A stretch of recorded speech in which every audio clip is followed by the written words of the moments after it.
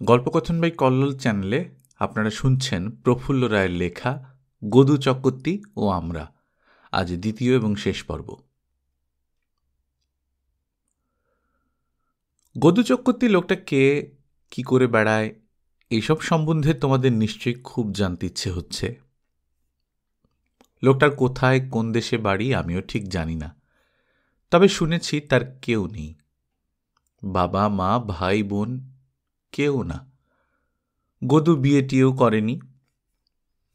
লোকটার একটা ডেসক্রিপশন তোমাদের আগেই দিয়েছি। কোমরের বদলে বুকের কাছে কাপড়ের গিঁট দিয়ে, এক কাঁধে ফতুয়া আর চাদর, আরেক কাঁধে লাঠির ডগায় একটা পুঁটলি ঝুলিয়ে এক গাঁ থেকে আরেক গাঁয়ে দিগ্বিজয় করে বেড়াত সে। এই দিগ্বিজয়ের ব্যাপারটা তোমাদের কাছে পরিষ্কার করে বলা দরকার। গদু চক্রবর্তী ছিল দুর্দান্ত খাইয়ে লোক। খাওয়া দাওয়ার কথা ছাড়া অন্য কিছু ভাবতে পারত না সে। চলতে ফিরতে উঠতে বসতে শুধু খাওয়ার কথাই চিন্তা করত। এমনকি ঘুমিয়ে ঘুমিয়েও সে খাওয়ার স্বপ্নই দেখত। খাওয়াই ছিল তার একমাত্র কাজ। লোকে কত রকম কাজ করে, কিন্তু খাওয়াটি ছাড়া আর কিছুই করত না গদু।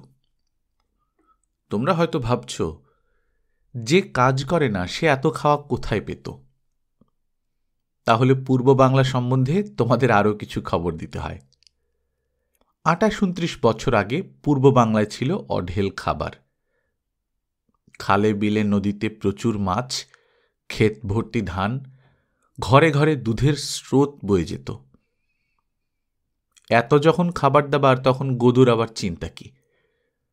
আর পূর্ব বাংলায়, আমাদের সেই ঢাকা জেলায় গ্রাম তো আর একটা দুটো না, গন্ডা গন্ডা। এই গ্রামে নয় ও গ্রামে, এ বাড়িতে নয় ও বাড়িতে রোজ খাওয়া দাওয়ার ব্যাপার লেগেই থাকত। যেমন ধরো অন্নপ্রাশন, বিয়ে, শ্রাদ্ধ, এইসব আর কি।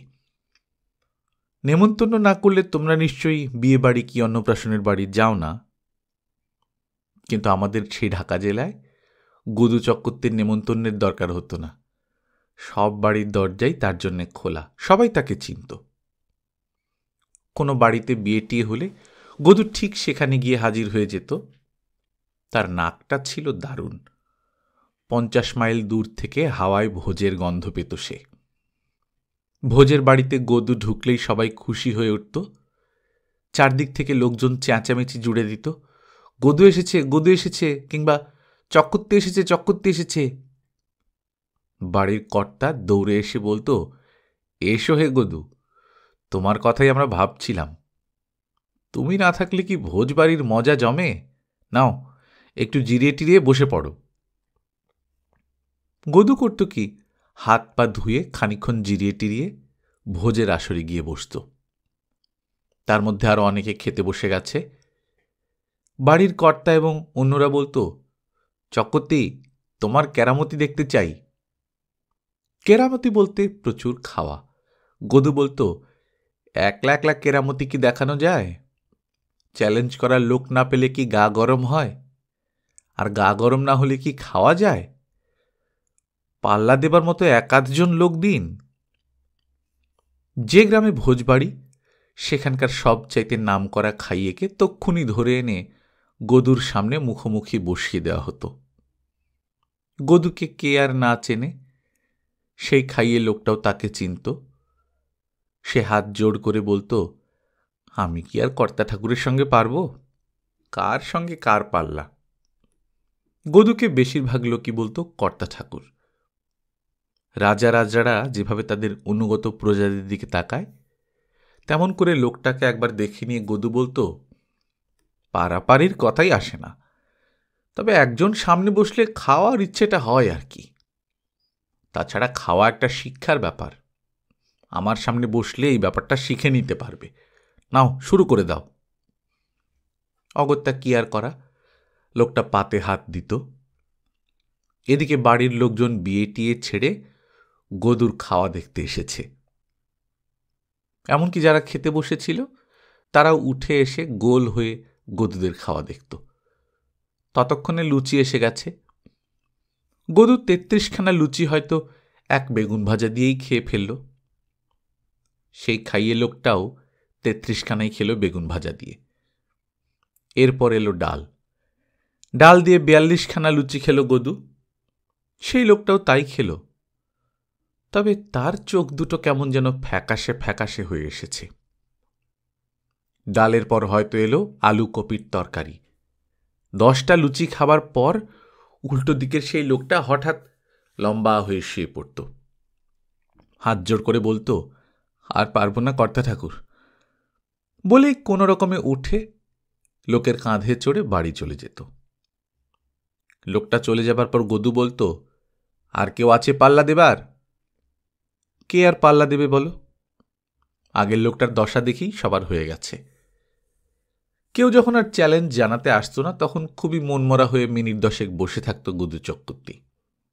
তারপর হুশ করে একটা দীর্ঘ নিঃশ্বাস ফেলে বলতো, আজকালকার লোকজন আর খেতেই পারে না। এভাবে চললে খাওয়া দাওয়ার ব্যাপারটা দেশ থেকে উঠেই যাবে। শুধু ঢাকা জেলাতেই না, মাঝে মাঝে চ্যালেঞ্জ জানাবার জন্যে পূর্ব বাংলার অন্য সব জেলা, যেমন ফরিদপুর, নোয়াখালী, চট্টগ্রাম, ময়মনসিংহ, কুমিল্লা, এসব জায়গাতেও দিগ্বিজয়ে বেরোত গদু চক্রবর্তী। কিছুদিন পর ফিরে এসে বলতো, না, যাওয়াই সার, পাল্লা দেবার লোক কোথাও নেই। কখনো কখনো বা বলতো, শুনেছি আসামের চা বাগানে কিছু খাইয়ে লোক আছে, একবার সেখানে যাব ভাবছি। মোট কথা, গোটা পূর্ব বাংলা জুড়ে খাওয়া দাওয়ার ব্যাপারে অশ্বমেধের ঘোড়া ছুটিয়ে যাচ্ছিল গদু চক্রবর্তী। এবার আমরা আবার আসল গল্পে ফিরে যাই। গদু চক্রবর্তী আসার 3 দিন পর পাঁজিতে একটা ভালো দিন পাওয়া গেল। ওই তারিখেই আমরা তার সঙ্গে কলকাতায় চলে যাব। আমাদের বাড়ি থেকে নৌকোয় করে প্রথমে যাব তার পাশায়, সেখান থেকে স্টিমার ধরে গোয়ালন্দ, গোয়ালন্দ থেকে ট্রেনে করে কলকাতা। আমাদের রওনা হবার কথা সকাল 10টায়। 10টার সময় নৌকোয় উঠলে সন্ধ্যার আগে আগে তার পাশা পৌঁছব। সোনারং ছেড়ে চলে যেতে হবে, সেজন্য বিনু আর আমার মন ভীষণ খারাপ। ভোর থেকেই রাশেদ, সুখেন, জিতেন, গণেশ, ডাকু আমাদের বাড়িতে এসে বসে আছে। ওরা আজ স্কুলে যায়নি, ওদের মন খুব খারাপ। নৌকাডুবির পর ওরাও আরেকটা চরে আটকে গিয়েছিল, সেখানকার লোকেরা ওদের সোনারঙে পৌঁছে দিয়েছে। বেলা একটু বাড়লে দিদিমা আমাদের চান করে খাইয়ে দিল, কিন্তু খেতে একেবারে ইচ্ছে করছিল না। বুকের ভেতর কান্না যেন ঠেলে ঠেলে উঠে আসছিল। খেতে খেতে শেষবারের মতো বিনু আর আমি বললাম, দিদিমা, আর কখনো দুষ্টুমি করব না, তুমি আমাদের কলকাতা পাঠিও না, এবার থেকে তুমি যা বলবে তাই করব। কিন্তু বুড়ির মুখ দিয়ে একবার যা বেরিয়েছে তার নড়নচড়ন হল না। গম্ভীর গলায় শুধু বলল, যেতে তোমাদের হবেই। একটু থেমে আবার বলল, এখন যা বলছো অনেক আগেই সেই মতো চলা উচিত ছিল, সুবুদ্ধি হতে বড্ড দেরি হয়ে গেছে। আমরা আর কি করব? যে কান্নাটা উঠে আসছিল সেটাকে ঠেলে ঠেলে নিচে নামিয়ে দিলাম। গদু চক্রবর্তীও আমাদের সঙ্গে খেয়ে নিয়েছিল। খাওয়া দাওয়ার পর জামা প্যান্ট পরতে পরতে বেরোবার সময় হয়ে গেল। কাঁটায় কাঁটায় 10টায় রওনা দিয়ে দিলাম। আমাদের বাড়ির পেছন দিকে সেই খালটায় মজিদ মাঝির ছইওয়ালা নৌকো বাঁধা ছিল। মজিদ আর তার খুড়তুতো ভাই আরশাদ আমাদের নিয়ে তার পাশায় যাবে। বিনু, আমি আর গদু চক্রবর্তী খালপাড়ি গিয়ে নৌকোয় উঠতেই মজিদেরা নৌকো ছেড়ে দিল। দিদিমা, কালিমাসি আর বাড়ির অন্য লোকেরা আমাদের সঙ্গে এসেছিল। দিদিমা ভারী গলায় মাঝিদের বললেন, মজিদ, আরশাদ, ওদের ভালোভাবে পৌঁছে দিবি। বুড়ির চোখ এতক্ষণে জলে ভরে গেছে। মাঝিরা বলল, আপনি কিছু চিন্তা করবেন না মা। দিদিমা এবার বললেন, দুর্গা দুর্গা। রাশেদেরাও খালের ঘাটে এসেছিল। নৌকোর সঙ্গে সঙ্গে ওরা খালের পাড় ধরে হাঁটতে লাগল। আমরা ফুঁপিয়ে ফুঁপিয়ে কাঁদতে শুরু করেছিলাম। দেখা দেখি রাশেদরাও কাঁদছিল আর বলছিল, তোদের সাথে আর দেখা হবে না। কান্নায় গলা ভারী হয়ে বুঝে আসছিল। আমরা বলছিলাম, তোরা আমাদের ভুলে যাস না, চিঠি লিখিস। লিখব, নিশ্চয়ই লিখব, তোরাও আমাদের ভুলিস না। খালটা মাইলখানেক যাবার পর ছোট নদী ইছামতিতে পড়েছে। ইছামতি ধরে আরও খানিকটা যাবার পর আমরা বড় নদীতে গিয়ে পড়ব। বড় নদী ধরেই আমাদের তার পাশে যেতে হবে। খালটা যেখানে গিয়ে ইছামতিতে মিশেছে, সুখেনরা নৌকোর সঙ্গে দৌড়তে দৌড়তে সেই পর্যন্ত এলো। আমাদের নৌকো নদীতে নেমে যাবার পর ওরা দাঁড়িয়ে পড়ল। একটু একটু করে আমরা মাঝ নদীর দিকে চলে যাচ্ছি, আর রাশেদেরা দূরে সরে যাচ্ছে। যতক্ষণ ওদের দেখা গেল তাকিয়ে রইলাম। একসময় ছোট হতে হতে রাশেদরা অদৃশ্য হয়ে গেল। আমরা ছইয়ের ভেতর চলে এলাম। সেখানে গদু চক্রবর্তী আগে থেকেই বসেছিল। গদু বলল, কান্নাকাটি শেষ হলো? আমরা চুপ, দুই হাঁটুর মধ্যে মুখ গুজে বসে রইলাম। নৌকোয় ওঠার পর 2 ঘন্টা পার হয়ে গেছে। এখন 12টার মতো বাজে। সূর্যটা সোজা মাথার উপর এসে উঠেছে। নদীর চারধারে আরও অসংখ্য নৌকো সাদা সাদা পাল খাটিয়ে রাজহাঁসের মতো ভেসে বেড়াচ্ছিল। আর ছিল ঝাঁক ঝাঁক জেলে ডিঙি।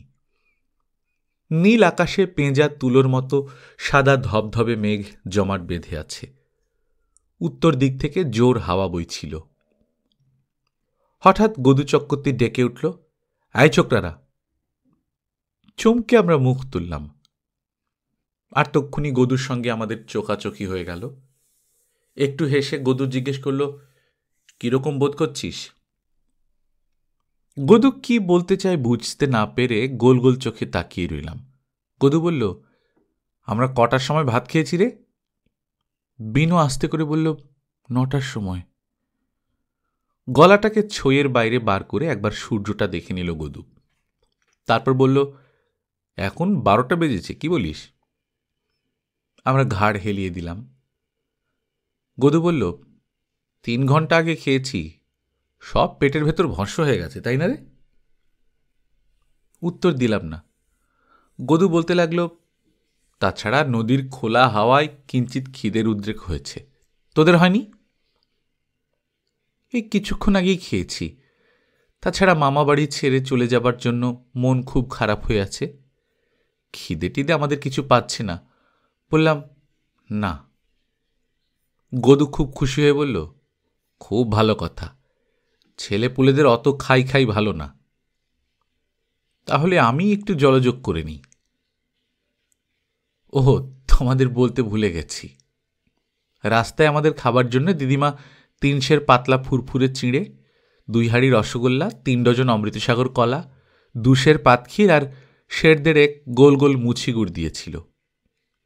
আর দিয়েছিল নারকেল নাড়ু, ক্ষীরের নাড়ু, চিনি বাতাসা, কদমা ইত্যাদি ইত্যাদি। এইসব খাবার দাবার একটা বেতের ঝুড়িতে সাজানো ছিল।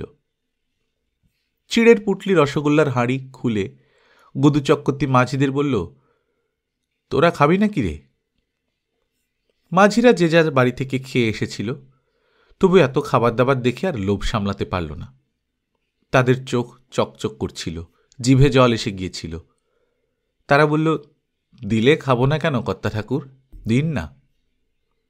গদু চক্রবর্তী বলল, তোদের না দিলে রেহাই আছে, নজর দিয়েই আমার 12টা বাজিয়ে ফেলবি। 2 মুঠো করে চিড়ে, 1টা করে কলা, 2টো করে রসগোল্লা, 1টা করে নাড়ু আর খানিকটা করে পাটালি গুড় মাঝিদের দিয়ে নিজে খেতে শুরু করল গদু চক্রবর্তী। নৌকো স্রোতের টানে ভেসে চলেছে। গদুও 1 মুঠো করে চিড়ে মুখে ফেলছে, সেই সঙ্গে 2টো করে রসগোল্লা কিংবা আধখান কলা কিংবা 1 খাবলা পাতক্ষীর, নইলে খানিকটা মুছি গুড়।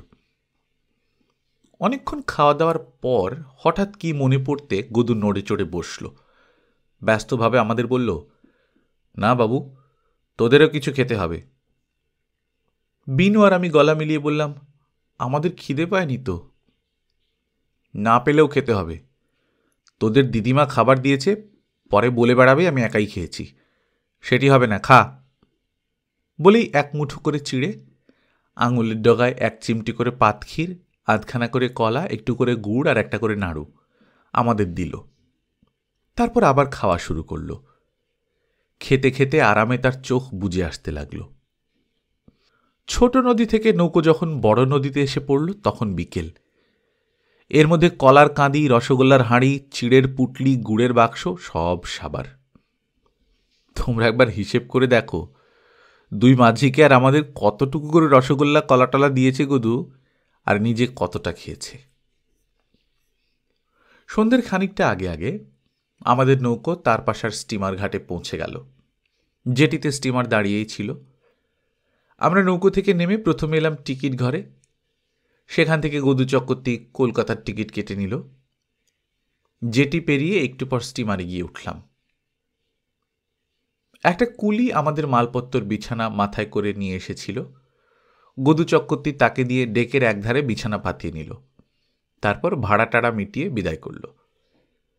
আজ রাত্রিটা স্টিমারেই কাটাতে হবে। কাল সকালে আমরা গোয়ালন্দ পৌঁছব। স্টিমারটা ছাড়বে বেশ রাত করে।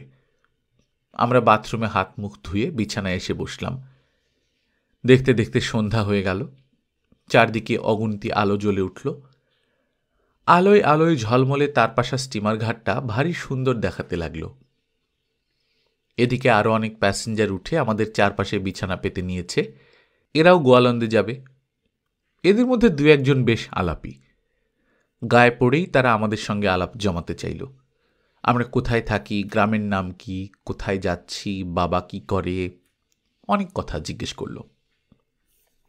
আমাদের কথা বলতে ভালো লাগছিল না। ইচ্ছে হলে কোনো প্রশ্নের উত্তর দিচ্ছিলাম, ইচ্ছে না হলে দিচ্ছিলাম না। তবে গদু চক্রবর্তী তাদের সঙ্গে সমানে বকর বকর করে যাচ্ছিল। রাত একটু বাড়লে গদু আমাদের স্টিমারের ক্যান্টিন থেকে ভাত টাত খাইয়ে আনল। তবে নিজে সে কিছু খেল না, কারণ সে ব্রাহ্মণ মানুষ। স্টিমারে নানা জাতের লোক রয়েছে, পাছে তাদের ছোঁয়াটোয়া লেগে তার ব্রাহ্মণত্ব নষ্ট হয়ে যায়, সেই ভয়ে সে খাবে না। এর মানেটা বুঝতে পারছ তো? গোটা রাত তাকে না খেয়ে থাকতে হবে। ক্যান্টিন থেকে খেয়ে আসার পর আমরা শুয়ে পড়েছিলাম। গদু কিন্তু শুতে পারছিল না। এই শুচ্ছিল, আবার তক্ষুনি উঠে পড়ছিল, আর গজর গজর করছিল। আমি মরে যাব, নির্ঘাত মরে যাব। কার্তিক মাসের এত বড় শীতের রাত, এই রাত যদি উপোস দিয়ে থাকতে হয়, না মরে উপায় আছে? আমরা তার কথা শুনছিলাম ঠিকই, তবে উত্তর দিচ্ছিলাম না। চাদর মুড়ি দিয়ে পড়েছিলাম। খানিকক্ষণ নিজের মনে বকবক করে একসময় গদু আমাদের ডাকল, এই ছোকরারা। আমরা ভয়ে ভয়ে সাড়া দিলাম, কি বলছেন? কাল সকালে যদি উঠে দেখিস আমি মরে গেছি, আমি দেহ রক্ষা করেছি, তবে বুঝবি এটা তোদেরই কাজ। আমরা চুপ। হে ভগবান, একটা আস্ত রাত না খেয়ে থাকতে হবে, এরপর আমি বেঁচে থাকব? এই ছোকরারা, চাদরের তলা থেকে মুন্ডু বার কর। কথা মতো মুন্ডু বার করলাম। গদু বলল, আমার পেট জ্বলে যাচ্ছে, আমি যদি সত্যি মরে যাই তোদের ব্রহ্মহত্যার পাপ হবে, এটা মনে রাখিস। কি উত্তর দেব? ভয়ে একেবারে কাঠ হয়ে রইলাম। গদু বলে যেতে লাগল, সেই পাপ থেকে কেউ তোদের রক্ষা করতে পারবে না, তোদের সাজা নরকবাস হবে। কথাটা একবার ভেবে দেখো। সকাল 9টার সময় 1.5 সের চালের ভাত, বড় বড় 18 টুকরো রুই মাছ, 8 বাটি মুগের ডাল, 2.5 সের ঘন আঠালো দুধ, আর 12টা বড় বড় অমৃত সাগর কলা খেয়ে নৌকোয় উঠেছিল গদু। 3 ঘন্টা পর 3 সেরের মতো চিড়ে, 6টা কম 2 হাঁড়ি রসগোল্লা, 5টা কম 3 ডজন কলা, প্রায় 2.5 সের পাতক্ষীর, মুচি গুড়, নাড়ু, কদমা ইত্যাদি পাকস্থলিতে চালান করেছে। ভাবতে পারো, স্টিমারে উঠতে না উঠতেই এত এত খাবার ভস্য করে ফেলেছে গদু। এখন আবার তার পেটে আগুন জ্বলছে। সমানে বকে যেতে লাগলো গদু। আমরা টুঁ শব্দটি করলাম না। তার গজগজানি শুনতে শুনতে কখন ঘুমিয়ে পড়লাম জানি না। ঘুম ভাঙল গদু চক্রবর্তীর ডাকে, আই ছোকরারা, ওঠ ওঠ, উঠে পড়। ধর্মর করে উঠে বসলাম। চোখ মেলে দেখি সকাল হয়ে গেছে, আর আমাদের স্টিমারটা গোয়ালন্দে দাঁড়িয়ে আছে। আমরা ঘুমিয়ে পড়ার পর তার পাশা থেকে কখন স্টিমারটা ছেড়েছিল আর কখন সেটা গোয়ালন্দে এসেছে টের পাইনি। কাল রাত্রিরে খিদের চোটে গদু যা করছিল, তাতে ভাবতে পারিনি আজ সকালে উঠে তাকে জ্যান্ত দেখতে পাব। বিনু চোখের কোণ দিয়ে গদুকে দেখতে দেখতে ফিসফিস করে আমাকে বলল, এখনো বেঁচে আছে রে দাদা। আমিও বিনুর মতোই ফিসফিসিয়ে বললাম, তাই তো দেখছি। বিনুটা ভীষণ ফাজিল, বলল, কাল সকালে আর দুপুরে পেটে যা জমা করেছে তাতে 2 মাস না খেলেও কিচ্ছু হবে না। আচ্ছা দাদা, কি ওর পেটে খাবার রাখার জন্য ক্যাঙ্গারুর মতো ডজন 10 থলে আছে না রে? না হলে এত খাবার রাখে কোথায়? চুপ কর, শুনতে পাবে। বিনু চুপ করল না, বক বক করে যেতে লাগল। যাক, একটা ব্যাপার বাঁচা গেল। বিনুর কথা বুঝতে না পেরে জিজ্ঞেস করলাম, কোন ব্যাপার রে? গদু চক্রবর্তী মরেনি, আমাদেরও ব্রহ্মহত্যার পাপটা আর হল না। এদিকে কুলিরা জেটি থেকে সিঁড়ি বেয়ে বর্গির মতো স্টিমারে হানা দিতে শুরু করেছিল। গদু একটা কুলি ঠিক করে তার মাথায় মালপত্র চাপিয়ে নিল। তারপর কুলিটার পেছন পেছন আমরা প্রথমে জেটিতে, পরে জেটি থেকে পাড়ে নেমে এলাম। নেমেই গদু বলল, সারা রাত উপোস করেছি, শরীরে আর কিছু নেই। বুঝলি বাঁদরেরা, কোনো রকমে রাতটা প্রাণী বেঁচে গেছি। মাথাটা বনবন করছে, বুক ধরফর করছে, চোখে অন্ধকার দেখছি। এখন যদি খাবারের দোকান একটা খুঁজে বার করতে না পারি, নির্ঘাত মরে যাব। তোদের জন্যে আমি মরলাম, একেবারেই মরলাম। তাড়াতাড়ি পা চালা, আর নজর রাখ কোথাও খাবারের দোকান নজরে পড়ে কিনা। বেশি দূর যেতে হলো না, হোটেলের টাউটরা চারদিক থেকে মাছির মতো ছেঁকে ধরল। এখন আছে কিনা জানি না, তবে সেই 28-29 বছর আগে গোয়ালন্দের স্টিমার ঘাটায় গন্ডায় গন্ডায় হোটেল ছিল। এখানে একদিকে নদী, নদীর ওপর স্টিমার ঘাটা, আর স্টিমার থেকে নামলেই একটু দূরে রেল লাইন। ওখান থেকে কলকাতার ট্রেন পাওয়া যেত। ট্রেন বা স্টিমার থেকে প্যাসেঞ্জাররা নামলেই হোটেলের লোকেরা ছেঁকে ধরত। নিজের নিজের হোটেল সম্বন্ধে ভালো ভালো কথা বলে, নানা রকম গুণগান করে ওরা প্যাসেঞ্জারদের টেনে নিয়ে যেতে চাইত। চারদিকে পঙ্গপালের মতো টাউটদের দেখে গদু চক্রবর্তী ঘাবড়ে গিয়েছিল, কারণ আগে কখনো সে গোয়ালন্দে আসেনি। গদু একবার এর মুখের দিকে তাকায়, একবার ওর মুখের দিকে, বলে, ব্যাপারটা কি, ব্যাপারটা কি? আমাদের ঘিরে ধরেছে কেন? মারবি টারবে নাকি? হোটেলের লোকেরা ততক্ষণে সুর করে বলতে শুরু করেছে, পাকা বাথরুম, খাবেন ভালো। বলেই কেউ গদুর হাত ধরে, কেউ কাপড় ধরে, কেউ জামা ধরে টানতে শুরু করেছে। অনেক কষ্টে লোকগুলোর হাত থেকে নিজেকে ছাড়াতে ছাড়াতে গদু বলতে লাগলো, আরে আরে আরে, শকুনের মতো টানাটানি করছো কেন? তোমরা কারা? লোকগুলো কি ছাড়তে চায়? গা থেকে তাদের ঝেড়ে ফেলে দিলেও আবার জোঁকের মতো আটকে যায়, আর সমানে বলে, চলুন কর্তা, আমাদের পাকা বাথরুম, খাবেন ভালো। গদু চক্রবর্তী এবার খেপে উঠল, বারবার পাকা বাথরুম, খাবেন ভালো বলছে কেন? ব্যাপারখানা কি হে বাপু? হোটেলের টাউটেরা তখন বুঝিয়ে দিল, তাদের প্রত্যেকেরই হোটেলে খাওয়া দাওয়ার ব্যবস্থা বেশ ভালো, এবং প্রত্যেকেরই ইট সিমেন্ট দিয়ে তৈরি পাকা বাথরুম রয়েছে। শুনে গদু চক্রবর্তী বলল, এই ব্যাপার, এ তো বেশ ভালো কথা হে। আমরাও একটা খাওয়া দাওয়ার জায়গায় খোঁজ করছি। বলে প্রত্যেকের পা থেকে মাথা পর্যন্ত একবার করে দেখে নিল। তাদের মধ্য থেকে একটা মোটামুটি গোলগাল চেহারার লোককে পছন্দ করে বাকিদের ভাগিয়ে দিয়ে বলল, যাও যাও, তোমরা যাও, আমরা এর হোটেলেই যাব। সেই লোকটা থেকে গেল, বাকিরা আর দাঁড়ালো না, অন্য খদ্দের ধরার জন্য ছুটল। গদু চক্রবর্তীর লোকটাকে জিজ্ঞেস করল, নাম কি তোমার? লোকটা বললে, আগে কর্তা জনার্দন। হোটেলের নাম? পবিত্র চিত্ত চমৎকারিণী হিন্দু হোটেল। বাহ, খাসা নাম। কি বললে? চিত্ত চমৎকারিণী? তা তোমাদের ওখানে খাওয়া দাওয়া করলে চিত্ত চমৎকার হবে তো? 1000 বার হবে, একবার পায়ের ধুলো দিয়েই দেখুন না।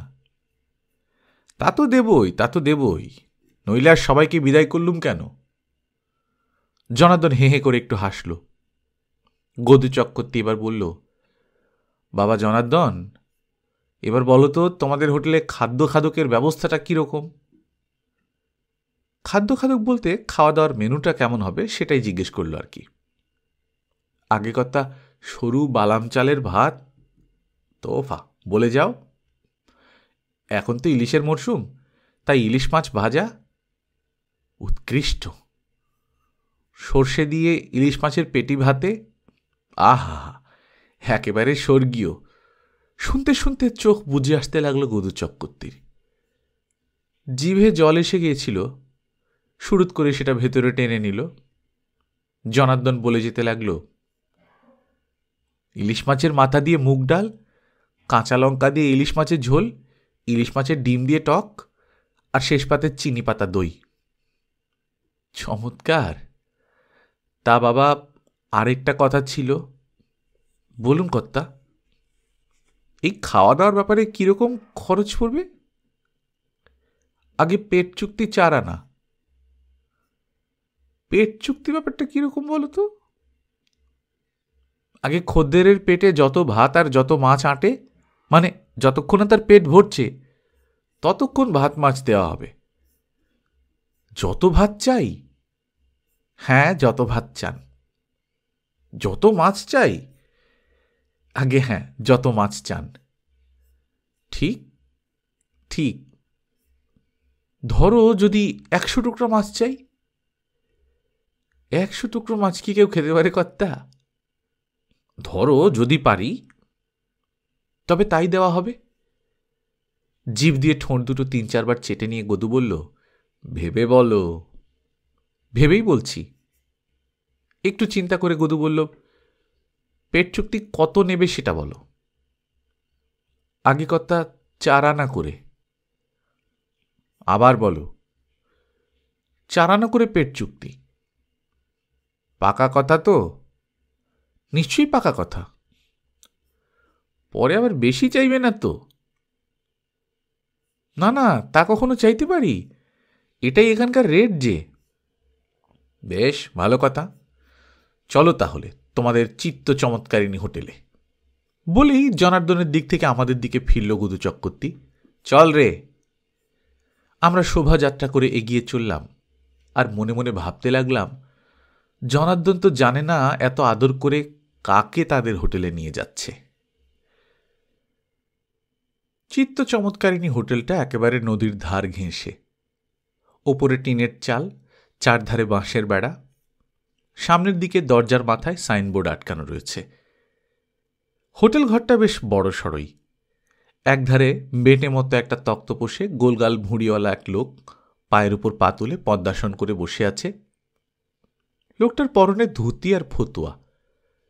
জামা কাপড়ের বাইরে তার গায়ের যেটুকু বেরিয়ে রয়েছে, মানে হাত, গলা আর বুকের খানিকটা, সব জায়গা বড় বড় লোমে বোঝাই।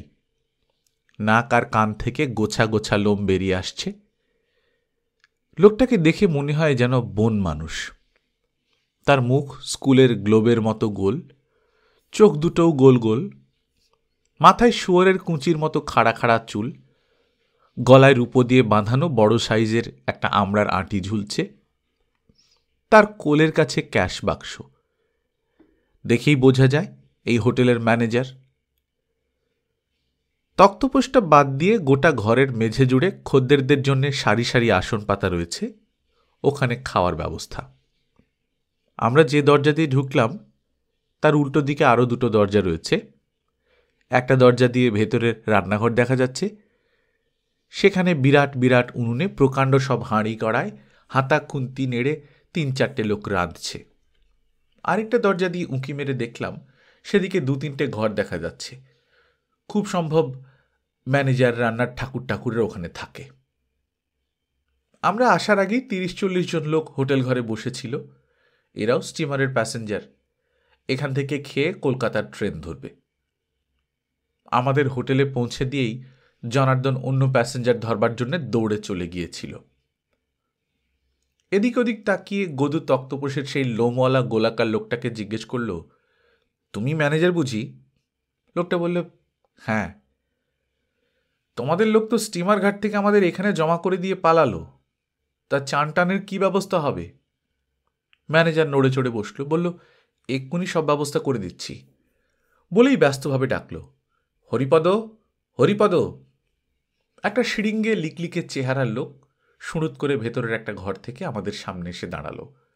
ম্যানেজার হরিপদকে বলল, এই বাবুদের ভেতরে নিয়ে যা, চানের বন্দোবস্ত করে দে। হরিপদ দাঁত বের করে বলল, আসুন কর্তারা। সামনের দিকে পা বাড়িয়েই গদু ঘুরে দাঁড়ালো। ম্যানেজার, তোমাদের বাথরুমটা পাকা তো? ম্যানেজার বলল, নিশ্চয়ই, দেখবেন মাথার উপর ইট রয়েছে।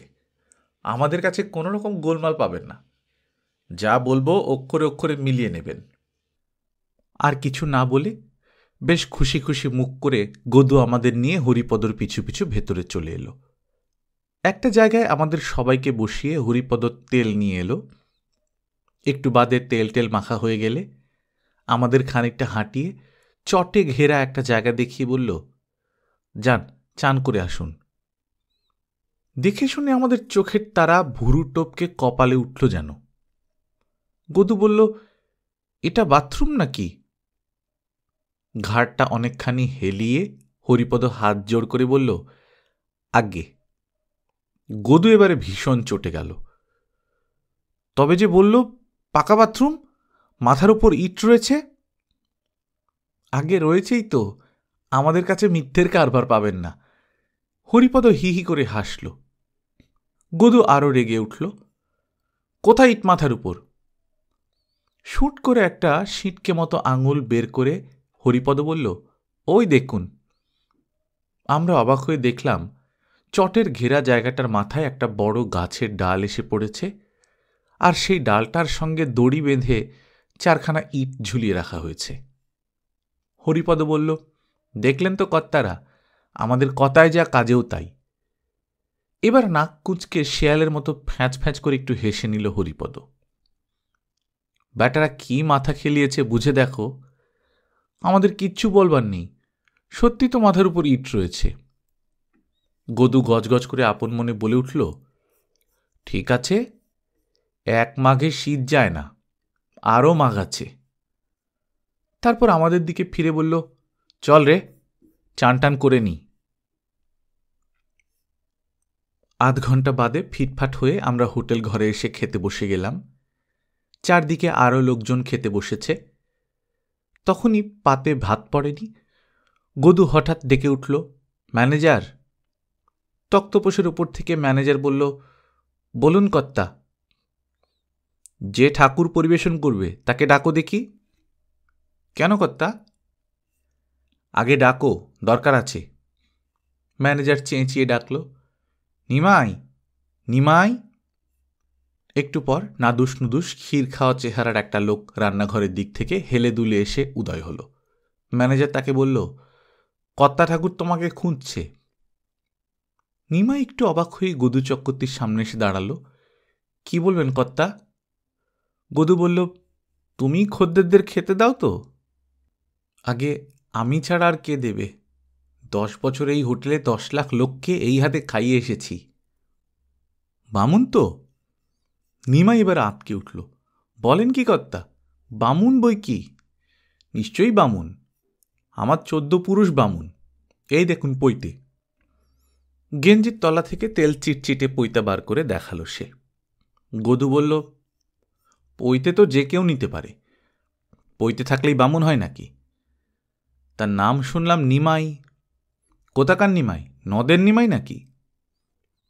না, ফরিদপুরের। নিমাই কি? মুখোপাধ্যায়। গোত্র? ভরদ্বাজ। খানিকটা চিন্তা করে গদু এবার বলল, এবার গায়ত্রীখানা বলো তো মানিক, তবে বুঝবো তুমি সত্যি বামুন। নিমাই গড়গড়িয়ে গায়ত্রী আওড়ে গেল এবং প্রমাণ করে দিল যে সে সত্যি বামুন। গদু খুশি হয়ে বলল, আমি নিষ্ঠাবান ব্রাহ্মণের সন্তান, বামুনদের হাতে ছাড়া খাই না। তুমি পরীক্ষায় পাশ করে গেছো, যাও গিয়ে রান্নার ঠাকুরকে পাঠিয়ে দাও। একটু পর রান্নার ঠাকুর গদুর সামনে এসে দাঁড়াল।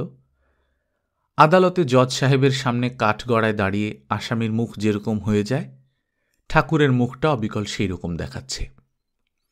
গদু নিমাইকে যা যা জিজ্ঞেস করেছিল, মানে নাম, পদবি, গোত্র, দেশের ঠিকানা, রান্নার ঠাকুরকেও তাই জিজ্ঞেস করল। নিমাইয়ের মতো তাকেও গায়ত্রী আওড়াতে হল। শেষ পর্যন্ত সেও এই ওরাল মানে মৌখিক পরীক্ষায় একেবারে লেটার টেটার নিয়ে পাশ করে গেল। গদু চক্রবর্তী তাকে ভেতরে পাঠিয়ে ম্যানেজারকে বলল, একটা কলাপাতা আনিয়ে দাও তো। আমরা যারা খেতে বসেছি তাদের সবার সামনেই কলাপাতা, নুন, মাটির গেলাসে জল এসব সাজানো রয়েছে। তারপরও বাড়তি আর একটা কলা পাতার কী দরকার কেউ বুঝতে পারছে না। ম্যানেজার বলল, আর কলা পাতা দিয়ে কি হবে? তুমি আনাও না। হোটেলের একটা ছেলেকে দিয়ে ভেতর থেকে কলা পাতা আনিয়ে দিল ম্যানেজার। সেটা ভালো করে ধুয়ে আগের পাতাটার ওপর দিকে বসিয়ে পাতাটাকে ডবল করে নিল গুদু চক্রবর্তী। তারপর বলল, এবার ভাত দিতে বলো ম্যানেজার। ম্যানেজার হাঁক দিতেই পেতলের বালতিতে করে ভাত নিয়ে এলো নিমাই। আমরা যে লাইনে খেতে বসেছি তার প্রথমে আছে গদু চক্রবর্তী। হাতাই করে নিমাই তার পাতে ভাত দিতে যাবে, গদু বলল, হুম হুম। নিমাই অবাক হয়ে বলল, কি হলো কর্তা? হাতা নিয়ে নয়, ঢেলে দাও। ঢেলে দেব? হ্যাঁ হ্যাঁ। নিমাই হকচকিয়ে গেল, কি করবে যেন বুঝতে পারছিল না। গদু রেগে গেল, কি হলো তোমার? ডাকবাক্সের মতো দাঁড়িয়ে রইলে কেন? বাংলা ভাষা বোঝো না নাকি? চমকে বালতি কাত করে গদুর পাতে ভাত ঢালতে লাগল নিমাই। সবটা ঢালা হলে গদু ভাতগুলো পাহাড়ের চূড়োর মতো করে সাজাতে সাজাতে বলল, যাও আবার ভাত এনে অন্যদের দাও।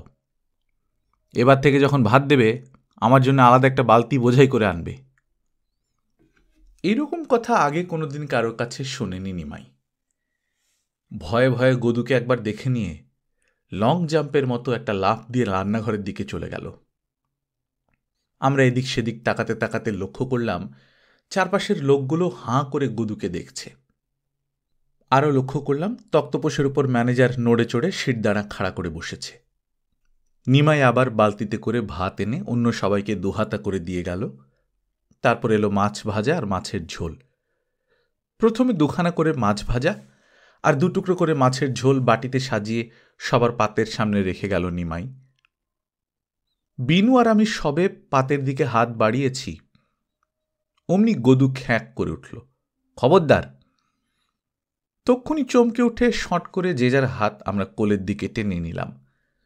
আর গদু করল কি, সেই ফাঁকে আমার আর বিনুর ভাগ থেকে একখানা করে ভাজা আর ঝোলের মাছ তুলে নিজের পাতে নিয়ে গেল।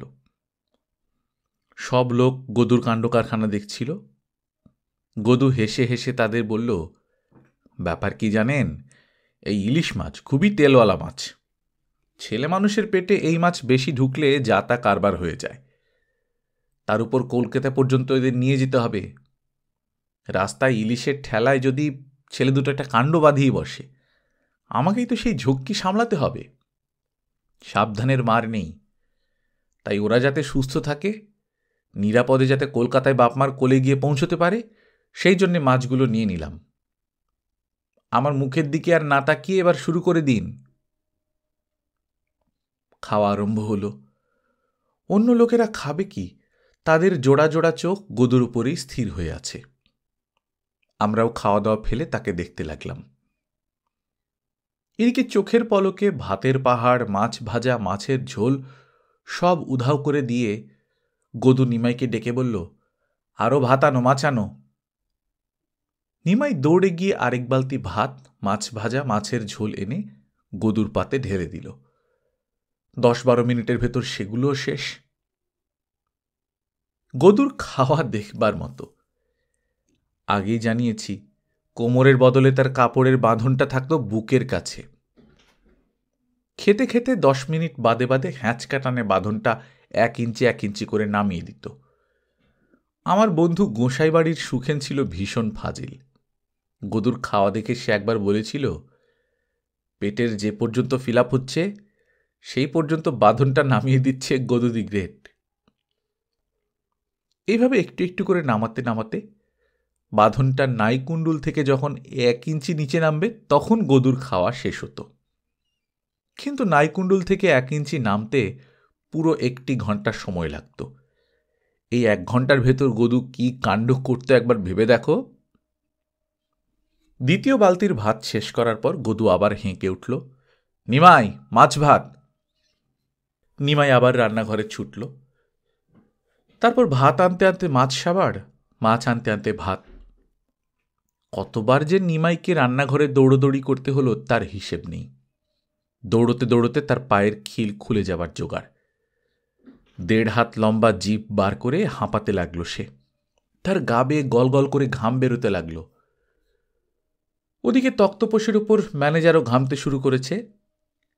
তার চুলগুলো মাথার চাঁদির উপর সজারুর কাটার মতো খাড়া হয়ে উঠেছে। চোখ দুটো আটানা সাইজের পান্তুয়ার মতো গোল হয়ে আছে। এদিকে খেতে খেতে গদুর কোমরের বাঁধনটা নাইকুণ্ডুলি এসে থেমেছে। বাঁধনটা আরও 1 ইঞ্চি নামলে তবে খাওয়া শেষ হবে। তার মানে এখনো পুরো 1 ঘন্টা গদু খেয়ে যাবে। গদুর খাওয়া আমরা দেখছিলাম ঠিকই, তার ফাঁকে ফাঁকে হোটেল ঘরের অন্য লোকেদের দিকেও তাকাচ্ছিলাম। সবারই চোখ ম্যানেজারের মতো গোল্লা পাকিয়ে গেছে। এমন খাওয়া তারা বোধহয় আর কখনো দেখেনি। সবাইকে দেখতে দেখতে হঠাৎ আমার চোখে পড়ল ম্যানেজার চোখের কোণ দিয়ে নিমাইকে কি যেন ইশারা করছে। অমনি নিমাই করল কি, একটু ঝুঁকে হোটেল ঘরের দরজা দিয়ে বাইরে উঁকি মেরেই চেঁচিয়ে উঠল, লাইনে ট্রেন দিয়েছে, লাইনে ট্রেন দিয়েছে। তার মানে রেল লাইনে কলকাতা যাবার ট্রেন নিয়ে আসা হয়েছে। আমরা যেখানে বসে খাচ্ছি সেখান থেকে রেল লাইন দেখা যায়। মুখ বাড়িয়ে আমরা কোনো ট্রেন দেখতে পেলাম না। না দেখলে কি হবে, যারা খেতে বসেছিল খাওয়া দাওয়া ফেলে হুড়মুড় করে কোনো রকমে আঁচিয়ে ম্যানেজারকে টাকা পয়সা দিয়ে দে ছুট দে ছুট। তখনকার দিনে গোয়ালন্দের হোটেলওয়ালারা এইভাবে ট্রেনের কথা বলে প্যাসেঞ্জারদের দৌড় করাতো। এটা হলো আসলে চালাকি। ট্রেনের কথা বললেই কেউ আর বসে থাকবে না, পাতের ভাত ফেলে পয়সা টয়সা দিয়ে দুরদার করে চলে যাবে। তাতে হোটেলওয়ালাদের অনেক লাভ। প্যাসেঞ্জাররা বেশি খেতে পারবে না, অথচ পয়সাটা ঠিক গুনে দিয়ে যাবে। ট্রেন দেখতে না পেলেও বিনু আর আমি অস্থির হয়ে উঠেছিলাম। বিনু গদুকে বলল, ট্রেন দিয়েছে, যাবেন না? হাতের ইশারায় তাকে থামিয়ে দিল গদু। তক্তপোষ থেকে ম্যানেজারও বলে উঠল, এখন না গেলে কলকাতার ট্রেন ধরতে পারবেন না কর্তা ঠাকুর। গদুর মুখ চোখ দেখে মনে হলো না কলকাতায় যাবার খুব একটা তাড়া আছে তার। সে বললে, তোমার ঠাকুর রাঁধে বড় ভালো ম্যানেজার। এই ইলিশের ঝোলঝাল ফেলে আমি এখন মেরে ফেললে উঠতে পারবো না। লাইনে ট্রেন দিয়েছে দিক, ভাবছি আজ আর কলকাতায় যাব না, কাল যাব। চালাকি কাজে লাগলো না দেখে পাক্কা 2 কিলো চিরতার জল খাবার মতো মুখ করে বসে রইল ম্যানেজার। এধারে গদুর খাওয়া আমরা দেখছিলাম ঠিকই, তবে ফাঁকে ফাঁকে অন্য মনস্কর মতো নিজেরাও খেয়ে নিচ্ছিলাম। আমাদের এঁটো হাত শুকিয়ে কড়কড়ে হয়ে উঠেছিল। সেদিকে নজর পড়তেই গদু বলল, শুধু শুধু এঁটো হাতে বসে আছিস কেন? আঁচিয়ে ম্যানেজারের কাছে গিয়ে বসে থাক। বলে বাজখাঁই গলায় হেঁকে উঠল, ঠাকুর মাছ আনো, ভাত আনো। নিমাই চমকে উঠে প্রায় লং জাম্পের ভঙ্গিতে রান্নাঘরের দিকে ছুটে গেল। তারপর আবার বালতি বালতি ভাত আসতে লাগলো, গন্ডা গন্ডা মাছ ভাজা, ডজন ডজন ঝোলের মাছ, ঝালের মাছও আসতে লাগলো। নিমাইয়ের গা বেয়ে আবার গলগলিয়ে ঘাম ছুটল, পায়ের গুলি টনটনাতে লাগল। কিন্তু গদুর নাইকুণ্ডুল থেকে কাপড়ের বাঁধন শেষ ইঞ্চিটা আর নামে না। তখন ম্যানেজারের ইশারা পেয়ে নিমাই আবার চেঁচিয়ে উঠল, আর ভাত নেই কর্তা ঠাকুর। গদু চটে উঠল, নেই মানে? ম্যানেজার তখন তক্তপোষ থেকে বলল, আগে যা ছিল সব শেষ হয়ে গেছে, আবার নতুন করে বসানো হয়েছে। ও এই কথা? গদুর মুখটা হাসি হাসি দেখালো, তা হোক না, ধীরে সুস্থে নতুন গরম ভাত হোক, তাড়াহুড়োর কিছু নেই। আমি ততক্ষণ তোমার সঙ্গে একটু গল্প করি ম্যানেজার। তারপর বলো দেখি, তোমার দেশ কোথায়? 2 নম্বর চালাকিটাও যখন খাটল না, গদুকে যখন কিছুতেই পাত থেকে তোলা গেল না, তখন মুখখানা হুতুম প্যাঁচার মতো করে ম্যানেজার বলল, ময়মনসিংহ জেলায়। কোন থানা? কিশোরগঞ্জ। গ্রাম? নবীপুর। আচ্ছা, ওখানে খাদ্য খাদ্য কীরকম পাওয়া যায় বলো তো? ওদিকটায় আমার যাওয়া হয়নি। ম্যানেজার উত্তর দিল না। গদু তাড়া লাগালো, কি হে, চুপ করে রইলে কেন? হাজার হোক খদ্দের, তার সঙ্গে তো আর খারাপ ব্যবহার করা যায় না। সে কিছু জিজ্ঞেস করলে উত্তর দিতেই হয়। নইলে হোটেলের একবার বদনাম হয়ে গেলে ব্যবসা চালানো মুশকিল হয়ে পড়বে। ম্যানেজার খুব অল্প কথাতেই জবাব দিল, ভালোই পাওয়া যায়। আগে মাছ দিয়ে শুরু করা যাক। ইলিশ, রুই, কাতলা, চিতল মেলে? প্রচুর।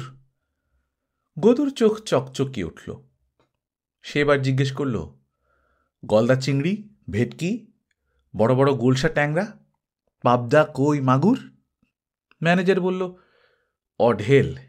এক একটা কই 1 হাত করে, এক একটা ট্যাংরা 1.5 হাত করে। জিভের ডগায় জল এসে গিয়েছিল গদুর। তাড়াতাড়ি ঢোক গিলে সে বলল, এবার তাহলে মিষ্টির কথায় আসা যাক। রসগোল্লা পাওয়া যায়? যায় বই কি, রসগোল্লা ছাড়া দেশ আছে নাকি? ক্ষীরমোহন? তাও পাবেন। এবার নামতা পড়ার মতো করে গদু বলে গেল, সন্দেশ, কাঁচাগোল্লা, রাজভোগ। ম্যানেজার বলল, যেদিকে তাকাবেন শুধু ওসবেরই দোকান। রাস্তায় ঘাটে সন্দেশ, রসগোল্লা গড়াগড়ি খাচ্ছে। শুনতে শুনতে গদুর চোখ এত চকচক করছিল যে মনে হচ্ছে সেখানে 1000 পাওয়ারের আলো জ্বলছে। সরাত করে জিভের জল টেনে নিয়ে সে বলল, আহা, সোনার দেশ গো তোমাদের, সোনার দেশ। ভাবছি ওখানে গিয়ে কিছুদিন থাকব। এমনি সব গল্পে গল্পে ভাত হয়ে গেল। অতএব আবার বালতি বালতি ভাত, ডজন ডজন ইলিশের টুকরো পাতে পড়তে লাগলো গদুর। পুরো 1 ঘন্টা বাদে নাইকুণ্ডল থেকে কোমরের বাঁধন 1 ইঞ্চি নামাবার পর প্রকাণ্ড 3টে ঢেকুর তুলল গদু। তার মানে এবার খাওয়া শেষ। হাতের ভর দিয়ে উঠে দাঁড়িয়ে আঁচি এলো সে। এরপর ম্যানেজারের কাছে এসে আমাদের 3 জনের পেট চুক্তি খাওয়ার দাম 3টে সিকি অর্থাৎ 12 আনা ট্যাঙ্ক থেকে বার করে দিল। ম্যানেজার হাত বাড়িয়ে পয়সাটা নিল ঠিকই, তবে তার মুখখানা দেখে মনে হলো এর চাইতে ঠাস ঠাস করে 3টে চড় বসিয়ে দিলে বেশি খুশি হতো। দাম মিটিয়ে গদু চক্রবর্তী বলল, তোমাদের ব্যবহারে আমি খুব সন্তুষ্ট। তাছাড়া তোমাদের ঠাকুর রাঁধে বড় খাসা। আহা বলেই 1 মুঠো মৌরি তুলে নিয়ে চাকুন চুকুন করে চিবোতে চিবোতে আবার বলল, তাই একটা কথা ভাবছিলুম। ম্যানেজার সেরকম পান্তর মতো চোখ করে বলল, কি? এই ছেলে দুটোকে, বিনুকে আর আমাকে দেখিয়ে বলতে লাগলো, কলকাতায় ওদের মা বাপের কাছে জমা করে দিয়ে দেশে ফেরার সময় তোমার এখানে দিন কয়েক থেকে যাব। আহা, তোমার ঠাকুর রাঁধে বড় ভালো। বলতে বলতে তার চোখ আধ বোঝা হয়ে এলো। আচমকা এক কাণ্ড করে বসল ম্যানেজার। হাত জোড় করে সামনের দিকে অনেকখানি ঝুঁকে বলল, কর্তা ঠাকুর, আপনি নিশ্চয়ই আসবেন। আপনার শোবার জন্য নতুন পালঙ্ক দেব, মশারি দেব, পা টেপার জন্য চাকর দেব, আর তার উপর পাকা বাথরুম তো দেখেছেনই। কিন্তু কর্তা, কি? খাওয়াটা কর্তা ওই হোটেলে, বলে উল্টো দিকের একটা হোটেল দেখিয়ে দিল। কমাস ধরে ওই হোটেলটা হওয়াতে আমাদের ভীষণ ক্ষতি হয়ে গেছে। 7 দিন এখানে থেকে যদি হোটেলটা তুলে দিয়ে যেতে পারেন, বড় উপকার হয়। একটু চুপ করে রইল গদু। তারপর চোখ পিটপিট করে দেবতারা যেভাবে বর দেয় সেইভাবে হাত বাড়িয়ে বলল, এই কথা, তথাস্তু। শুনেছি ফেরার পথে 7 দিনে নয়, মোটে 3টি দিন থেকেই উল্টো দিকের সেই হোটেলটা তুলে দিয়েছিল গদু। খাওয়া দাওয়ার ব্যাপারে এটাই নাকি তার জীবনের শ্রেষ্ঠ কীর্তি। আরও শুনেছি সেই হোটেলটা উঠে যাবার পর তার জায়গায় গদুর নামে একটা প্রকাণ্ড মনুমেন্ট তুলে তার গায়ে পাথরের ফলকে লেখা হয়েছিল, হে শ্রীযুক্ত শ্রীল গদু চক্রবর্তী, তোমার কীর্তির জন্যে বাঙালি জাতির ইতিহাসে তোমার নাম সোনার অক্ষরে লেখা থাকবে।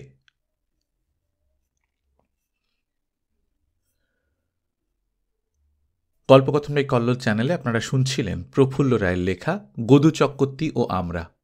আজ 2য় পর্বের মাধ্যমে শেষ হয়ে গেল। আমরা নিয়মিত গল্প পাঠ করে শোনাচ্ছি।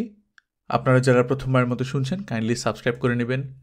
গল্প পাঠ ভালো লাগলে বন্ধুদের সঙ্গে শেয়ার করবেন।